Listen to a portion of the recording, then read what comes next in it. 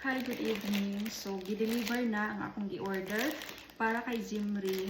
So, nag-order ko niya og apron, personalized apron. So, nakapangalan di ani Zimri. So, wala na ako nabutangi og chef Zimri or unsa man kay if ever magamit siya ni like painting, na pwede siyang mag-apron para dili mahugawan niya ang sanina.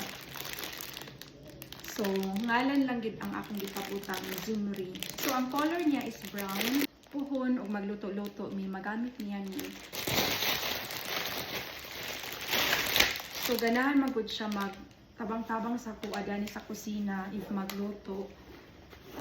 So baga kay siya.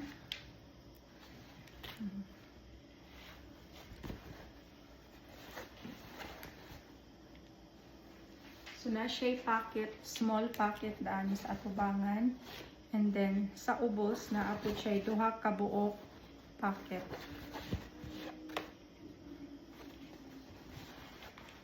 So, white ang ako ang gustong ibutang o color aning borda niya. Kay kung black, dili siya mag-match. Di ko ganahan ang black nga color and then brown ang apron. So, mas maayong white kay maklaro gid siya ang iyang name, Zimri.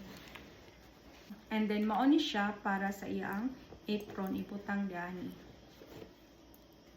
So, mauni ang apron sa kung anak para suoton niya puhon, inig magluto-luto mi. So, para dili siya magkamuritsing kay halos na ng mga gamit din sa kusina, iyang pangkaraw-karawon. Every time na magluto ko, mutabang sab siya. But then, gina-prioritize gihapon ako ang iyang safety per me. So, although patabangon ako siya o luto-luto, but then, kana lang yun siyang, safe lang yun siya. So, ipalayo na ako ang mga knife. Na siya kaugalingong kids kitchen baking set para sa iya. So, na siya knife, na mga luwag, and then, na siya whisk para sa iya ang pagluto-luto puhon. Inig magamit siya.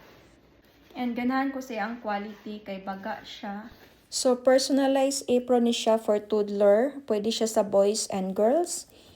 And aside from cooking, pwede siya gamiton sa gardening and painting.